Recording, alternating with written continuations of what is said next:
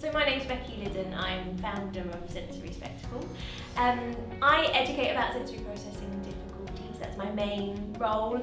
So Interact in one day is 4 different professionals. Every year I change what the presentations are, so I ask different people to come and present, and it's to help us go back and feel confident and inspired.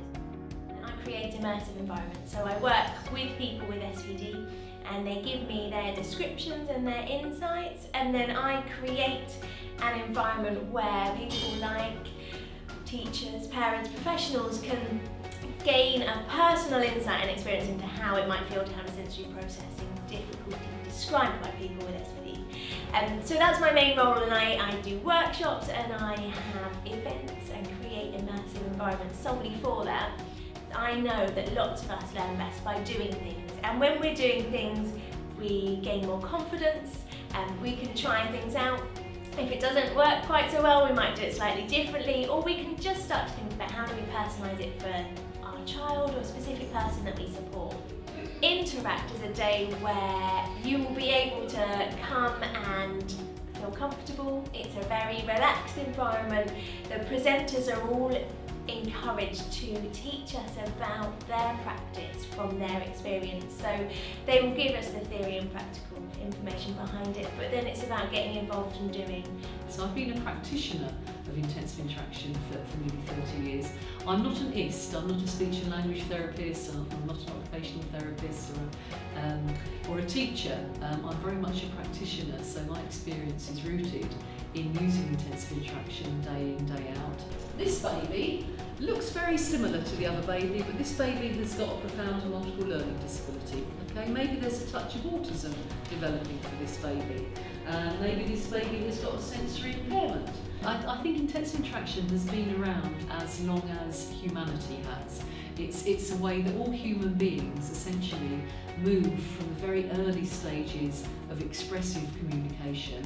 It's a way we move up our ladder towards intentional communication. And that happens to us when what we do gets reflected back to us. Our mirror neurons help us recognise, oh, that was me but not me, and it motivates our interest in the outer world rather than just in the sensory feedback we're creating for ourselves. Because this baby starts a process. This baby starts a process of cogitation and processing and understanding, and this baby is trying to work out, and it's thinking, and let's give this baby the benefit of the doubt, and it thinks, oh hang on, that was something to do with what I did, and it smiles. Where have you gone by the time that baby has cogitated and understood? You're packing your shopping away, aren't you, or doing whatever it is you were doing. Not through any sense of neglect, simply because this was so automatic and unconscious. You didn't even know that you'd done it. You weren't waiting for a response. You just did it. I think the Interact days that Becky organises they're really good. They're kind of quite holistic. They're looking at all aspects of human behaviour in a way, in a very basic way, and thinking what can we learn from that and use to help us develop the ways that we can support people. So yeah, a lot of fun. Yeah. First thing we're going to do is think about why have slime, the benefits of slime.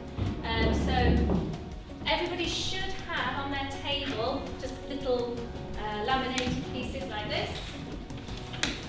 And we're just going to come round, and if you could just take it in turns to read them out for me. So can you read that one out for me, please? Exploring chemistry and science. Yeah, a bit high level for us that. Basic precognition, feel texture, see colours. No, slime is a brilliant tool, especially for people with sensory processing difficulties. It gives lots of sensory feedback, and it's very, very satisfying. So on all of your tables, because all of you can go and Google slime recipes, what I want to do is give you some ideas of how to make it personal for the people that we're working with.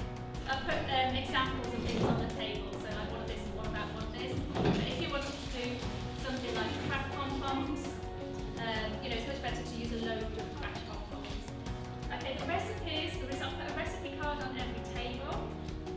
So the first one we're going to do is white slime. Make the contact lens. Contact lens solution, have you got one? I've got a little tub of borax there. Oh, you've got a stick, that was I think slime has many benefits for our people with sensory needs, both making it and playing with it.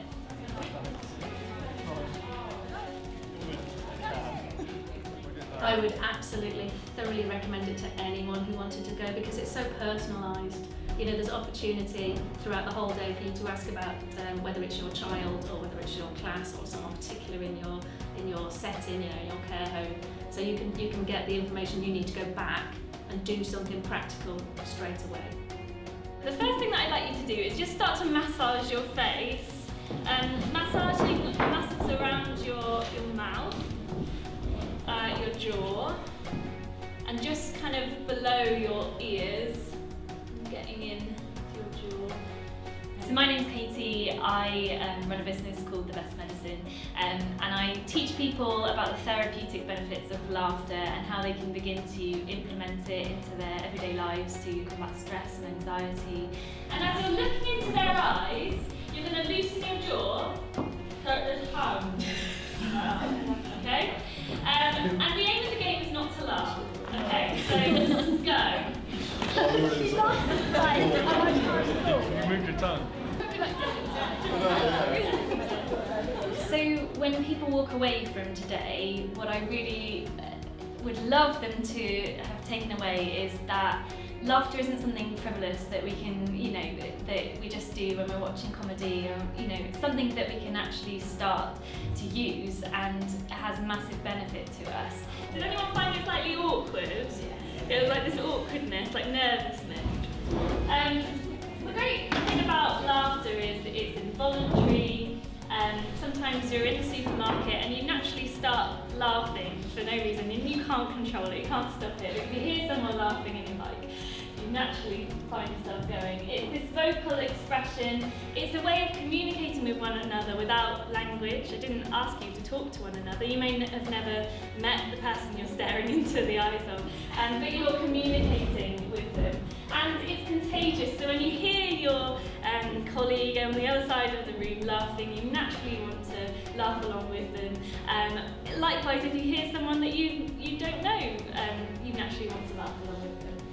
It's more than just taking away like a tool or an activity or, you know, a physical thing. It's about almost having a community of people where you can kind of get in touch and you've got that bounce of energy, and that's what's exciting about being in that room, isn't it? When people are chatting away and you have these kind of light bulbs of like, oh, maybe I should try that with that child, or maybe I should try that. And I think that's where the magic is, really. So yeah, everyone should come and try it, definitely. I'm Angela Ryden. I'm a complex needs teacher.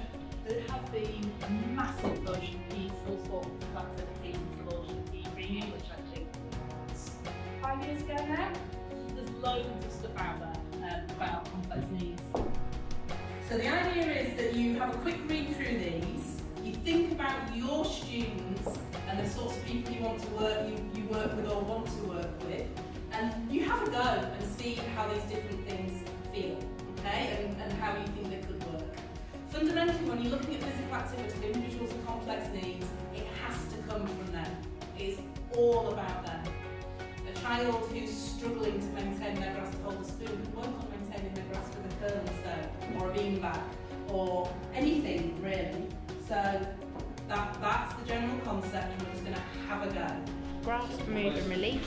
Students hold an item and move it somewhere else, lifting the bean bag and dropping it into a bucket, lifting a curling stone or a ball or placing it on a ramp before letting go. Yeah, we can do that. What does it take many forms? Okay.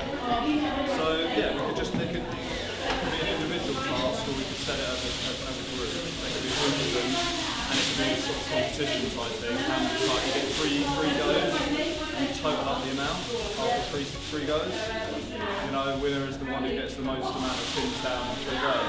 You could do that. Depends whether you want to use this. Is that going to limit?